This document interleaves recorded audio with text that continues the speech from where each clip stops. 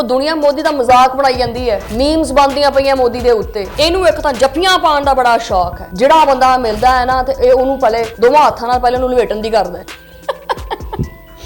ਇਹ ਭਾਰਤੀ ਸਰਕਾਰ ਜਿਹੜੀ ਹੈ ਬਿਲਕੁਲ ਟਿਸ਼ੂ ਪੇਪਰ ਹੀ ਬਣੀ ਫਿਰਦੀ ਹੈ। ਜਿੰਨਾ ਦਿਲ ਕਰਦਾ ਹੈ ਭਾਰਤ ਨੂੰ, ਖਾਸ ਕਰਕੇ ਮੋਦੀ ਨੂੰ ਪੂੰਝ ਪਾਣ ਕੇ ਇਸਤੇਮਾਲ ਕਰਕੇ ਯੂਜ਼ ਕਰਕੇ ਤੇ ਸੁੱਟ ਦਿੰਦੇ ਡਸਟਬਿਨ ਦੇ ਵਿੱਚ। ਜਿਹਨੂੰ ਇਹ ਬੜਾ ਸ਼ੌਕ ਹੈ ਨਾ ਸੁਪਰਸਟਾਰ ਬਣਨ ਦਾ, ਇਹ ਜਿਹੜਾ ਨਰਿੰਦਰ ਮੋਦੀ ਹੈਗਾ, ਮੇਰੀ ਭਾਰਤੀ ਜਨਤਾ ਕੋਲੋਂ ਇੱਕ ਦਰਖਾਸਤ ਹੈ, ਬੇਨਤੀ ਕਰਦੇ ਹਾਂ ਕਿ ਪਲੀਜ਼ ਤੁਸੀਂ ਇਹਨੂੰ ਘਰੇ ਕਿਉਂ ਨਹੀਂ ਡੱਕ ਕੇ ਰੱਖਦੇ, ਇਹਨੂੰ ਕਿਉਂ ਤੁਸੀਂ ਬਾਹਰ ਮੁਲਕਾਂ ਦੇ ਦੌਰੇ ਕਰਨ ਵਾਸਤੇ ਭੇਜ ਦਿੰਦੇ ਆ। ਇਹ ਜ਼ਲਾਲਤ ਇਕੱਠੀ ਕਰਕੇ ਝੋਲੀ 'ਚ ਭਰ ਕੇ ਤੁਹਾਡੇ ਵਾਸਤੇ ਲੈ ਆਉਂਦਾ। ਅਸਲ ਹਕੀਕਤ ਤੁਹਾਨੂੰ ਪਤਾ ਹੀ ਹੈ ਕਿ ਜਦੋਂ ਕੋਈ ਗੈਰ ਮੁਲਕੀ ਸਹਾਫੀ ਆਪਦਾ ਮਾਈਕ ਲੈ ਕੇ ਮੋਦੀ ਦੇ ਸਾਹਮਣੇ ਜਾਂਦਾ ਹੈ ਤੇ ਮੋਦੀ ਦਵਾ ਆਪਣਾ ਰੁਮਾਲ ਕੱਢ ਕੇ ਤੇ ਮੱਥੇ ਤੋਂ ਪਸੀਨਾ ਸਾਫ਼ ਕਰਨ ਲੱਗ ਪੈਂਦਾ ਹੈ ਕਿ ਉਫ ਇਹ ਕੀ ਪੁੱਛ ਲਿਆ ਇਸਨੇ ਮੁਝਸੇ। ਫਿਰ ਉਹ ਖੈਰ ਸਾਹਮਣਾ ਤਾਂ ਕਰਦਾ ਨਹੀਂ ਹੈਗਾ, ਉਹ ਪਤਲੀ ਗਲੀ ਦੇ ਵਿੱਚੋਂ ਨਿਕਲਦਾ ਹੁੰਦਾ। ਵਜ੍ਹਾ ਬਿਲਕੁਲ ਕ੍ਰਿਸਟਲ ਕਲੀਅਰ ਹੈ। ਜਿਸ ਦਾਮਨ ਦੇ ਉੱਤੇ ਦਾਗ ਲੱਗੇ ਹੋਣ ਨਾ, ਬਲਕਿ ਦਾਮਨ ਦਾ ਦਾਗ ਉਹ ਦਾਗ ਹੋਇਆ ਪਿਆ, ਤਾਂ ਉਹ ਫਿਰ ਜਿੰਨਾ ਮਰਜ਼ੀ ਆਪਣੇ ਆਪ ਨੂੰ ਬਚਾਉਣ ਦੀ ਕੋਸ਼ਿਸ਼ ਕਰੇ ਉਹ ਨਹੀਂ ਬਚ ਪਾਉਂਦਾ ਹੈਗਾ। ਗੁਜਰਾਤ ਹੋ ਗਿਆ, ਕਿਸਾਨ, ਮੀਡੀਆ ਦੇ ਉੱਤੇ ਕਦਗਨ, ਅਕਲੀਤਾਂ ਦੇ ਉੱਤੇ ਜ਼ੁਲਮ, ਜਮਹੂਰੀਅਤ ਦਾ ਜਨਾਜ਼ਾ, ਹਰ ਪਾਸੇ ਅਫਰਾ ਤਫਰੀ ਦਾ ਆਲਮ ਹੈ। ਬਿਸਮਿल्लाहिर्रहमानिर्रहीम, अस्सलाम वालेकुम। ਤੁਸੀਂ ਦੇਖ ਰਹੇ ਹੋ 360 ਡਿਜੀਟਲ ਪੰਜਾਬੀ ਔਰ ਮੈਂ ਤੁਹਾਡੀ ਮੇਜ਼ਬਾਨ ਸ਼ਮਾਇਲਾ ਨਿਆਜ਼। ਵਲੌਗ ਵੈਸੇ ਸ਼ੁਰੂ ਕਰਨ ਲੱਗੇ ਸੀ ਤਾਂ ਵਿੱਚ ਮਠਿਆਈ ਵਾਲਾ ਡੱਬਾ ਆ ਗਿਆ ਤੇ ਉਹ ਸਾਡੇ ਇੱਥੇ ਦਫ਼ਤਰ ਦੇ ਵਿੱਚ ਇੱਕ ਮੁੰਡਾ ਹੈਗਾ, ਉਹਦੇ ਘਰ ਮੁੰਡਾ ਹੋਇਆ ਮਾਸ਼ਾਅੱਲਾ ਤੇ ਉਹਦੇ ਕਰਕੇ ਉਹਦੀ ਖੁਸ਼ੀ ਦੇ ਵਿੱਚ ਇਹ ਜਿਹੜੇ ਲੱਡੂ ਨੇ ਇਹ ਖਵਾਏ ਜਾ ਰਹੇ ਨੇ। ਮੈਂ ਇਹ ਤੁਹਾਨੂੰ ਤਾਂ ਖਵਾ ਨਹੀਂ ਸਕਦੀ, ਹੁਣ ਕੀ ਕਰ ਸਕਦੀ, ਮੇਰੀ ਮਜਬੂਰੀ ਆ, ਲੇਕਿਨ ਕੋਈ ਨਹੀਂ, ਜ਼ਿੰਦਗੀ ਰਹੀ ਤਾਂ ਖਵਾ ਦਾਂਗੇ ਇਨਸ਼ਾਅੱਲਾ। और टिशू फड़ाओ यार, शुक्रिया। अच्छा इस टिशू तो याद आया ਇਹ ਭਾਰਤੀ ਸਰਕਾਰ ਜਿਹੜੀ ਹੈ ਬਿਲਕੁਲ ਟਿਸ਼ੂ ਪੇਪਰ ਹੀ ਬਣੀ ਫਿਰਦੀ ਹੈ। ਜਿੰਨਾ ਦਿਲ ਕਰਦਾ ਹੈ ਭਾਰਤ ਨੂੰ, ਖਾਸ ਕਰਕੇ ਮੋਦੀ ਨੂੰ ਪੂੰਝ ਪਾਣ ਕੇ ਇਸਤੇਮਾਲ ਕਰਕੇ ਯੂਜ਼ ਕਰਕੇ ਤੇ ਸੁੱਟ ਦਿੰਦੇ ਡਸਟਬਿਨ ਦੇ ਵਿੱਚ। ਲੇਕਿਨ ਅਸੀਂ ਇਹ ਗੈਰ ਅਖਲਾਕੀ ਕੰਮ ਨਹੀਂ ਕਰਦੇ, ਟਿਸ਼ੂ ਰੱਖਿਆ ਡਸਟਬਿਨ 'ਚ ਸੁੱਟਾਂਗੇ।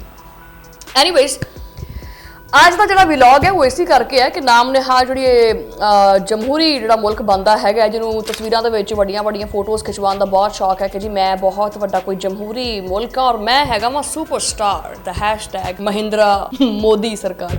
ਐਨੀਵੇਜ਼ ਅੱਜ ਦਾ ਵਲੌਗ ਸ਼ੁਰੂ ਕਰਤੇ हैं।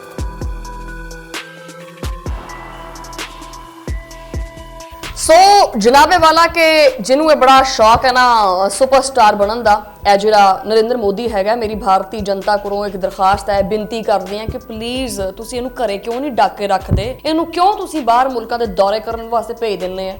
ਇਹ ਜ਼ਲਾਲਤ ਇਕੱਠੀ ਕਰਕੇ ਝੋਲੀ 'ਚ ਭਰ ਕੇ ਤੁਹਾਡੇ ਵਾਸਤੇ ਲੈ ਆਉਂਦਾ।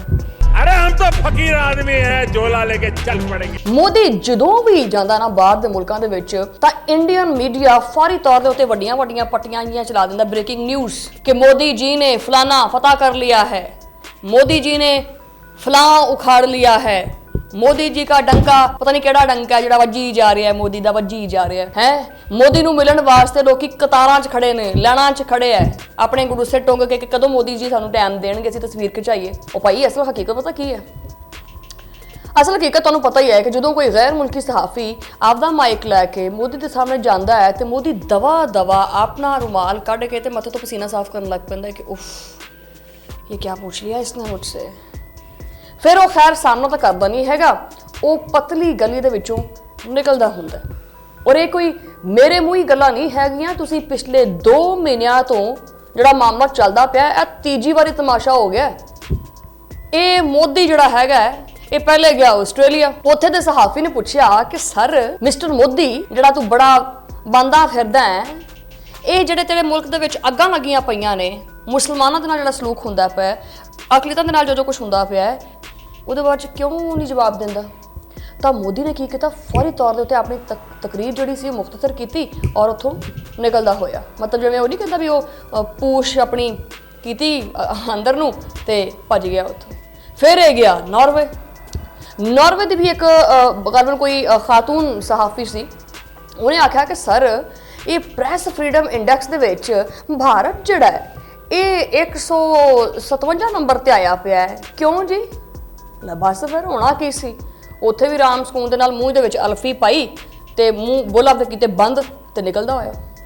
ਇਹ ਹੈ ਜਿਹਦਾ ਡੰਕਾ ਪੂਰੀ ਦੁਨੀਆ ਦੇ ਵਿੱਚ ਬੋਲਦਾ ਪਿਆ, ਇਹ ਹੈ ਭਾਰਤੀ ਸਰਕਾਰ, ਇਹ ਹੈ ਹੈਸ਼ਟੈਗ ਮੋਦੀ। ਜਿਹੜਾ ਪਿਛਲੇ 10 ਸਾਲ ਤੋਂ ਮੁਸਲਤ ਹੋਇਆ ਪਿਆ ਹੈ ਇੰਡੀਆ ਦੇ ਉੱਤੇ।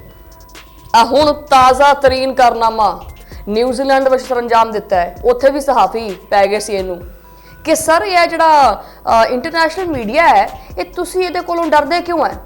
ਜਦੋਂ ਇੰਟਰਨੈਸ਼ਨਲ ਮੀਡੀਆ ਤੁਹਾਡੇ ਅੱਗੇ ਮਾਈਕ ਕਰਦਾ ਹੈ ਤਾਂ ਤੁਸੀਂ ਡਰਦੇ ਕਿਉਂ ਹੈ? ਲੋ ਜੀ ਬਸ ਫਿਰ ਸ਼ਰਮਿੰਦਗੀ ਦਾ ਪਹਾੜ ਡਿੱਗ ਪਿਆ ਉੱਤੇ ਆ ਕੇ। ਸਵਾਲ ਬੰਦ, ਮੋਦੀ ਜੀ ਨਿਕਲਦੇ।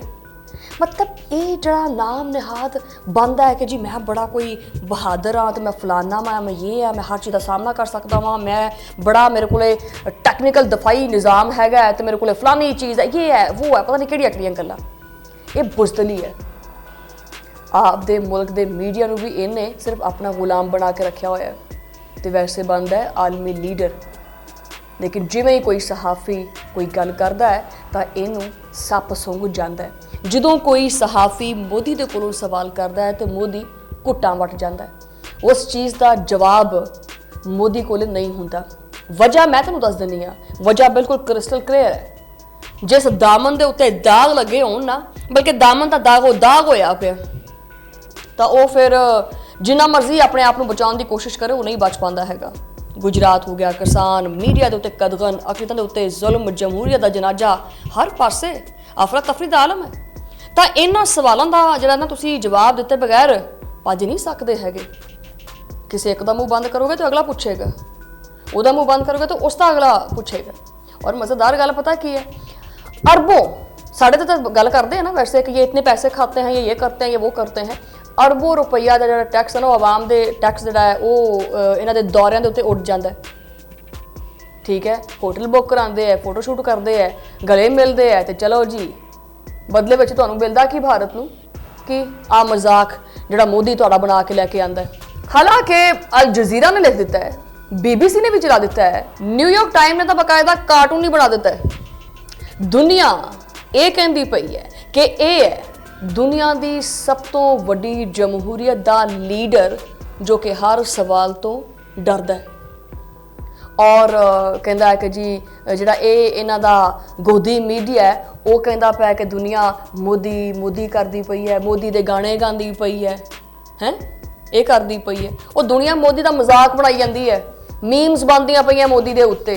ये वखरा अपना पजामा या पा के तो निकल पैंदा उधर जहाज से बह के जी मैं तस्वीरां खिचवा लवां। इनू एक तो जफ्फियां पाउण दा बड़ा शौक है। जिहड़ा बंदा मिलदा है ना, तो ये उहनूं पहले दोवां हत्थां नाल पहले उहनूं लपेटण दी करदा है। जिस तरह के गल लगन वाले बड़ी कोई इज्जत मिल जानी है, अपना मजाक बुलाते हैं। और आलमी सतह के उत्ते पाकिस्तान का जो कद और वकार है ना, वो देख के इस तरह के खोखले जोड़े ना वो होशे हथकंडे किए जाते हैं ताकि कोई सानू भी कोई मूँह ला लवे। लेकिन इन्हों का जोड़ा ये जमहूरीयत आला जो पकाना है ना, वो आलमी मीडिया ने बुरी तरह पाड़ दिता है। सुई मारी इदा करके पकाना पाड़ दिता। ये है वो लीडर। एक लीडर जोड़ा है ना, वो हमेशा आपदे मुल्क के सहाफियों को जो सच दसदा है। और अगर कोई गैर मुल्की मीडिया भी उहदे कोलों कोई गलबात करे तो वो उस गल का जवाब भी बड़ी दनाई नाल और हिकमत नाल दिंदा है। भजदा नहीं हैगा जिस तरह के मोदी भजदा है। सो मेरी ये गुजारिश है कि किसी तरीके नाल ना हुण ये मेहरबानी कर लो, ये 2 महीनों के विच ना मोदी तकरीबन कोई जलालत इकट्ठी करके लैके आया है। ये दोबारा इनू ना कोई रसा रुसा पा के ना किसी किले नाल बन दो, इनू ना बाहर भेजा करो। ये तुहाडे वास्ते जिल्लत ही लैके आवेगा, इज्जत लैके कभी नहीं आ सकता। अगले व्लॉग च मुलाकात होगी, उदों लई अल्लाह ने के पास।